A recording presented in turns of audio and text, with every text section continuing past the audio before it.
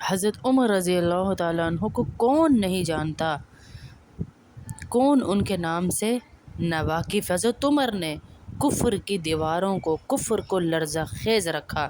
حضرت عمر جن کے پاک نام پر آج مسلمانوں کو فخر ہے اور جن کے جوش ایمانی سے آج 1300 برس بعد تک کافروں کے دل میں خوف ہے۔ اسلام لانے سے قبل بھی اللہ رب العزت نے ان کو دعاؤں میں رکھا۔ نبی صلی اللہ علیہ وسلم کی دعا میں مانگا گیا ان کو کہ یا اللہ مجھے عمر عطا فرما دے۔ ان کے اسلام لانے کا واقعہ بھی سنایا جائے گا، لیکن پہلے میں کہتی ہوں کہ ہم اتنا پڑھ لیں، اتنا سن لیں کہ ان کو شہید کیسے کیا گیا، کیسے حضرت عمر کو شہید کیا گیا۔ نماز میں، فجر کی نماز میں خنجر مارا۔ ابو لولو مجوسی چھپا ہوا تھا، اس نے 7 وار کیے خنجر کے، آپ گرے۔ پہلی صف والوں کو تو پتہ تھا پیچھے نہیں ہے، مصلی پہ کھڑے ہو کے نماز شروع کر دی اور چند آدمی اس کو ہاتھ پکڑنے کے لیے بھاگے۔ اس نے آگے جا کر اپنے آپ کو بھی خنجر مارا مجوسی نے اور خودکشی کر لی۔ اٹھا کر مکان پر لے گئے حضرت عمر رضی اللہ تعالیٰ عنہ کو۔ جب حضرت عمر رضی اللہ تعالیٰ عنہ کو دودھ پلایا تو وہ آنتوں سے باہر نکل گیا، کیونکہ آنتیں کٹ چکی تھی۔ اس مجوسی نے حضرت عمر رضی اللہ تعالیٰ عنہ کی آنتیں کاٹ دی تھی۔ وہ حضرت عمر جو کیا کہا جائے، وہ عمر جن کا ذکر بچہ بچہ جانتا ہے، بچہ بچہ ان کی بہادری سے واقف اور شجاعت کا معترف ہے۔ اسلام کے شروع ہونے میں جب مسلمان سب ہی سب ضعف کی حالت میں تھے، غربت کی حالت میں تھے، حضور صلی اللہ علیہ وسلم نے خود اسلام کی قوت کے واسطے حضرت عمر کی دعا کی اور قبول ہوئی۔ حضرت عبداللہ بن مسعود فرماتے ہیں کہ ہم لوگ کعبہ کے قریب اس وقت تک نماز نہیں پڑھ سکتے تھے جب تک عمر رضی اللہ تعالیٰ عنہ مسلمان نہیں ہوئے تھے۔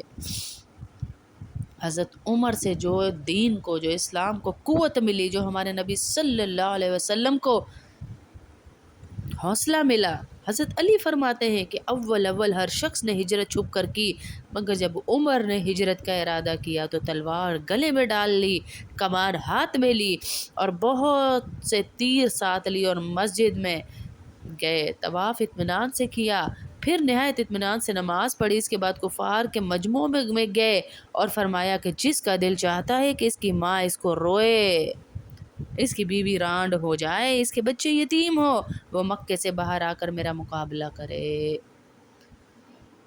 یہ الگ الگ جماعتوں کو سنا کر تشریف لے گئے، کسی ایک شخص کی ہمت نہ ہوئی عمر کو پیچھے کرنے کی۔ وہ عمر، اس کو خنجر مارے گئے اور نماز میں مارے گئے، ایسے مارے گئے کہ آنتیں کٹ گئیں۔ اپنے بیٹے کو بلایا، کہا بیٹا حضرت عائشہ سے پوچھ کے آؤ کہ عمر کا شاید وقت پورا ہو گیا ہے۔ امیر المومنین نہ کہنا، عمر کہنا عمر بن خطاب اپنے دونوں ساتھیوں کے ساتھ، ابو بکر اور حضور صلی اللہ علیہ وسلم کے ساتھ قبر کی جگہ چاہتا ہے، کیا اجازت ہے؟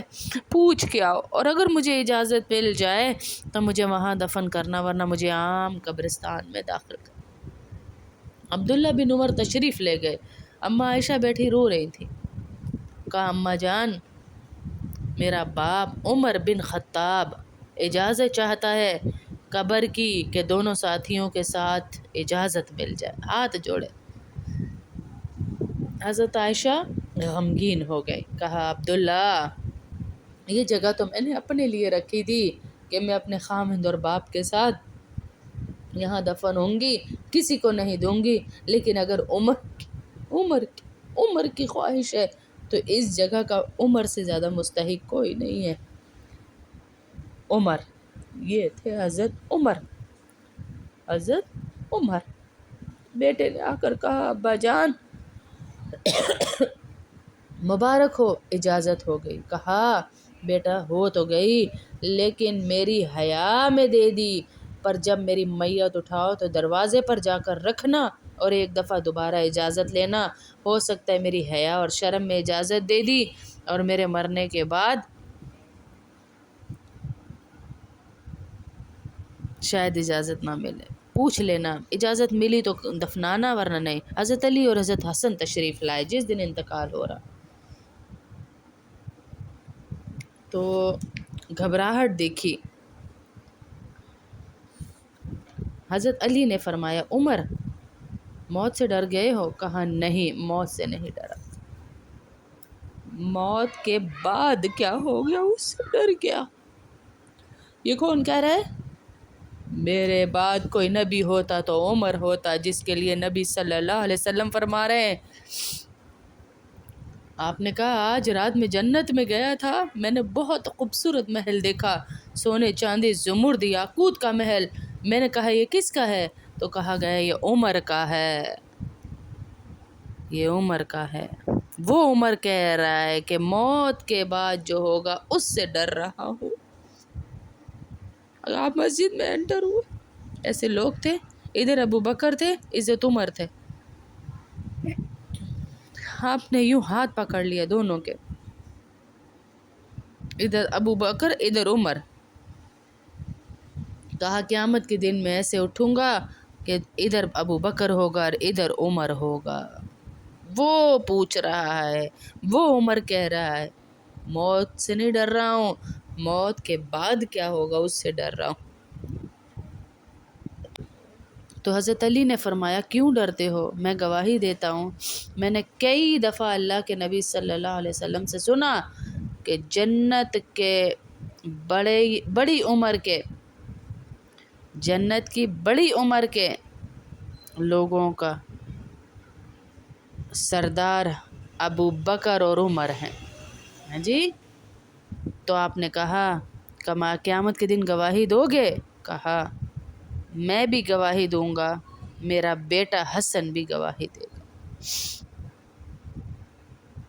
وہ حضرات تشریف لے گئے تو موت کی آہٹ کو محسوس کیا، بیٹے کی گود میں سر تھا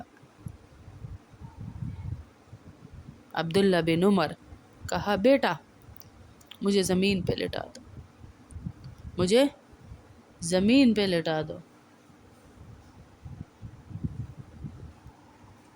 انہوں نے کہا مجھے زمین پہ ڈال دو۔ 3 دفعہ کہا عمر نے اپنے بیٹے سے کہ مجھے زمین پہ ڈال دے، مجھے زمین پہ ڈال دے، مرنے سے پہلے کہا مجھے زمین پہ ڈال دے۔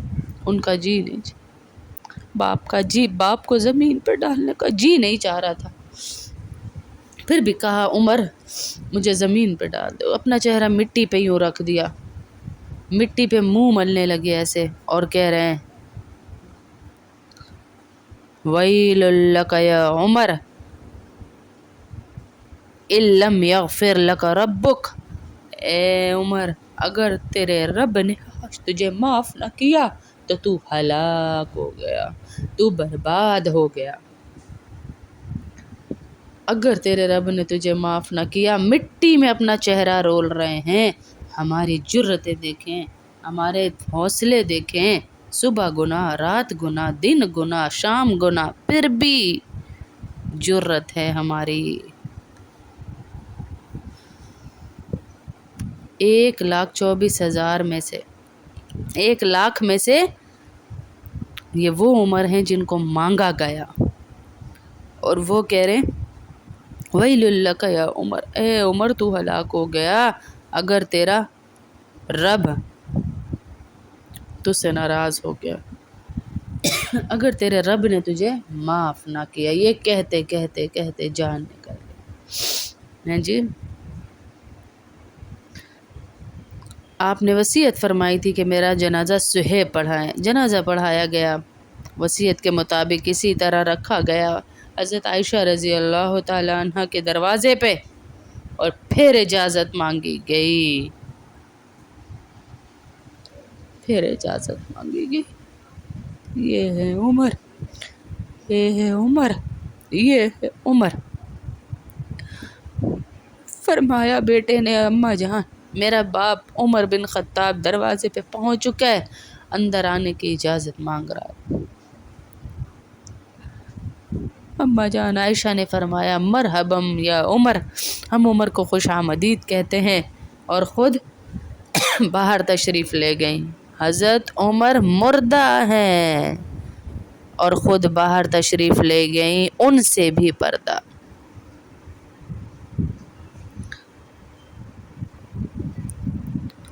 حضرت علی کھڑے ہوئے ہیں، سب کھڑے ہیں اور فرما رہے ہیں عمر مجھے پتا تھا تیرے سوا یہاں کوئی نہیں آ سکتا، تیرے سوا یہاں کسی کی قبر نہیں بن سکتی تھی، کیونکہ میں نے ہزاروں دفعہ سنا، میں ابو بکر اور عمر، میں نکلا ابو بکر اور عمر کے ساتھ، میں داخل ہوا ابو بکر اور عمر کے ساتھ، اتنی دفعہ تیرا ذکر میں نے نبی صلی اللہ علیہ وسلم کی زبان سے سنا،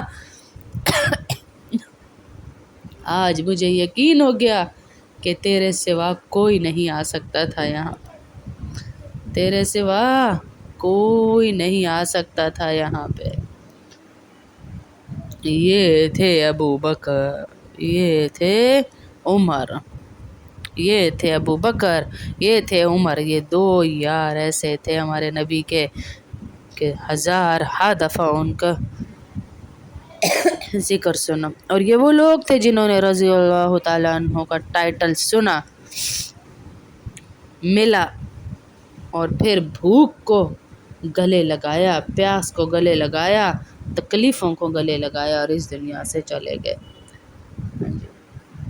اللہ ہمیں بھی باعمل بنائے اور ان کے اخلاق ہماری بھی نسلوں میں پیدا فرمائے۔ یہ پہلی محرم حضرت عمر رضی اللہ تعالیٰ عنہ کی شہادت ہمیں بہت بڑا سبق بہت بڑا سبق دیتی ہمیں۔ آل رسول کی بوٹی بوٹی اسی مہینے میں رول دی جائے اور پھر بھی ہم بدعتوں میں پڑے رہیں، ہم 10 دن کے دین کو اپنا دین سمجھیں۔ وہ نہیں کہہ سکتے تھے کہ اللہ بڑا غفور الرحیم ہے، معاف کرنے والا ہے، کیا ضرورت نماز میں ہمیں نیزوں پہ چڑھنے کی، نیزوں پہ نماز نہیں چھوڑی۔ ارے حضرت عمر کو خنجر لگ گئے نماز مکمل کی۔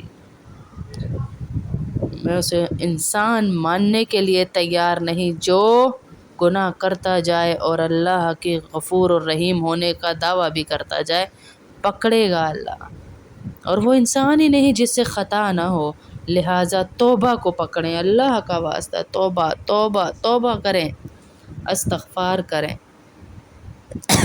حضرت عمر کی سٹوری سے کچھ سیکھیں، حضرت عمر کے سٹوری سے کچھ سیکھیں، کیسے حضرت عمر رضی اللہ تعالیٰ عنہ نے سرداری چھوڑی اور حضور صلی اللہ علیہ وسلم کی غلامی میں آ کر اللہ کو راضی کیا۔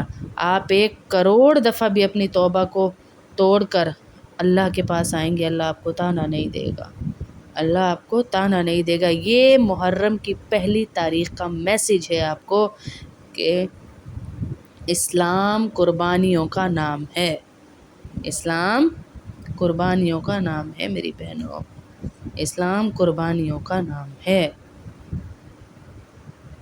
پلیٹوں میں رکھ کے کلمہ مل گیا نا، قدر نہیں ہے، قدر تب آئے گی جب ہم اس کلمے کے لیے قربانیاں دیں گے، اپنے گھروں کو چھوڑیں گے، تبلیغ کا کام کریں گے تو ہمیں قدر آئے گی۔